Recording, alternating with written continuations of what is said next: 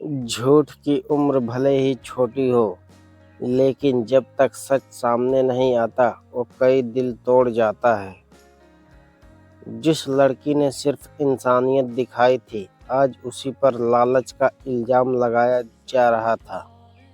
नमस्कार दोस्तों, आप सभी का स्वागत है एक बार फिर से हमारी यूट्यूब चैनल @LovyOfficial.com पर।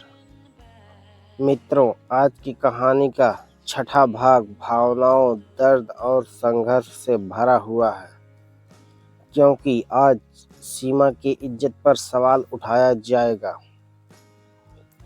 सुबह का समय था। सीमा अपने घर के बाहर बैठी थी। उसके हाथ में वही अखबार था और उसमें छपी हुई तस्वीर उसकी और आर्यन की। बड़े बड़े सुनहरे अक्षरों में लिखा था, गरीब लड़की ने करोड़पति वारिस को अपने प्यार के जाल में फंसाया। सीमा की आंखों से आंसू बहने लगे। उसने जिंदगी में बहुत गरीबी देखी थी, लेकिन चरित्र पर उंगली पहली बार उठी थी। कुछ ही घंटों में पूरे मोहल्ले में वो खबर फैल गई। लोग बातें करने लगे। देखा था ना, मैं तो पहले से कहती थी, गरीब लोग मौका मिलते ही अमीरों को पकड़ लेते हैं। सीमा सब कुछ सुन रही थी। हर शब्द उसके दिल में तीर की तरह चुभ रहा था। घर के अंदर उसके पिता भी अखबार पढ़ चुके थे। उनकी आंखें नम थी। उन्होंने सीमा को बुलाया, बेटी। सीमा उनके पास बैठ गई। तुम रो क्यों रही हो? पापा, मैंने कुछ गलत नहीं किया। पिता ने उसका सिर सहलाया। मुझे पता है, दुनिया चाहे जो कहे, मुझे अपनी बेटी पर भरोसा है। ये सुनते ही सीमा फूट फूट कर रो पड़ी। उधर आर्यन अपने ऑफिस में था। जैसे ही उसने खबर देखी, वो गुस्से में खड़ा हो गया। ये किसने छपवाई है? उसने तुरंत अखबार के मालिक को फोन लगाया। अगर 1 घंटे में ये खबर हटाकर माफी नहीं छापी तो मैं कोर्ट जाऊंगा। पूरा ऑफिस सन्न रह गया, क्योंकि पहली बार आर्यन किसी बिजनेस डील के लिए नहीं, किसी इंसान की इज्जत के लिए लड़ रहा था। आर्यन को शक होने लगा, ये सब अचानक कैसे हो गया। उसने अपने एक भरोसेमंद कर्मचारी से जांच करवाई। कुछ ही घंटों में रिपोर्ट सामने आ गई और रिपोर्ट देखकर उसके पैरों तले जमीन खिसक गई। खबर छपवाने वाला कोई और नहीं, बल्कि खुद उसके पिता विक्रम मल्होत्रा थे। शाम को आर्यन सीधे अपने पिता के ऑफिस पहुंचा और बोला, डैड, आपने ऐसा क्यों किया? विक्रम शांत बैठे रहे। क्योंकि मैंने अपने बेटे की जिंदगी बर्बाद नहीं होने दूंगा। सीमा मेरी जिंदगी बर्बाद नहीं कर रही, वो तुम्हें इस्तेमाल कर रही है। आर्यन गुस्से में बोला, नहीं, वो ऐसी नहीं है। विक्रम भी खड़े हो गए। तुम्हें समझ नहीं आ रहा है? तुम एक गरीब लड़की के लिए अपने परिवार के खिलाफ जा रहे हो।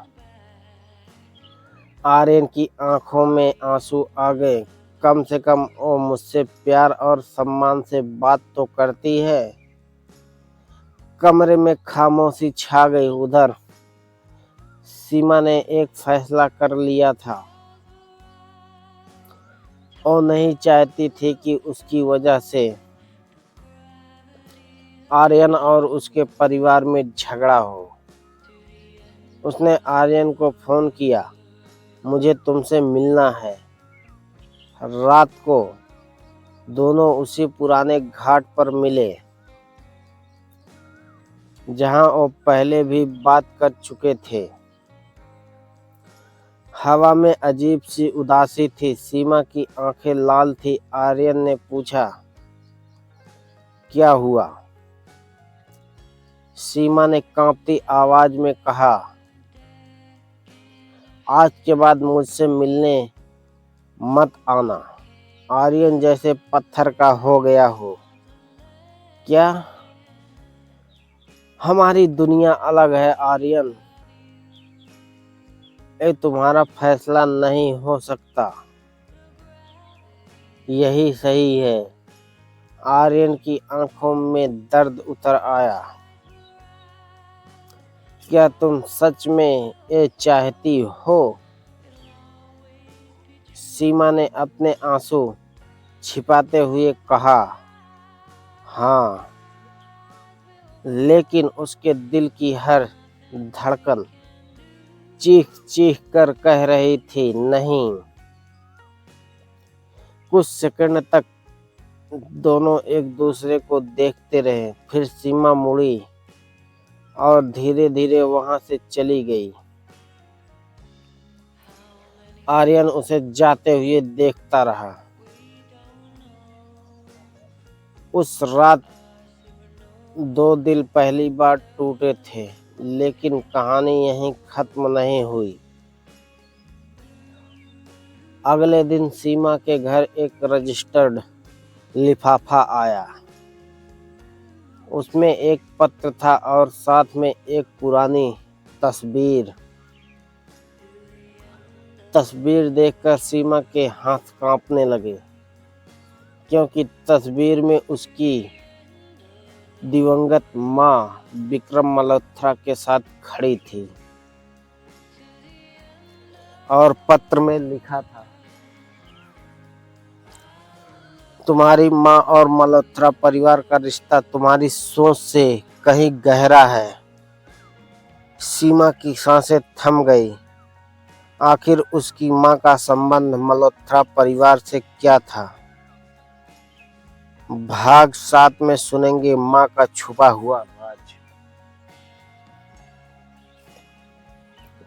क्या सीमा की माँ का अतीत इस कहानी को नया मोड़ देगा? क्या विक्रम मल्होत्रा कोई बड़ा सच छुपा रहे हैं? और क्या सीमा और आर्यन फिर मिलेंगे? धन्यवाद मित्रों। यह कहानी कैसी लगी कमेंट बॉक्स में जरूर बताएं।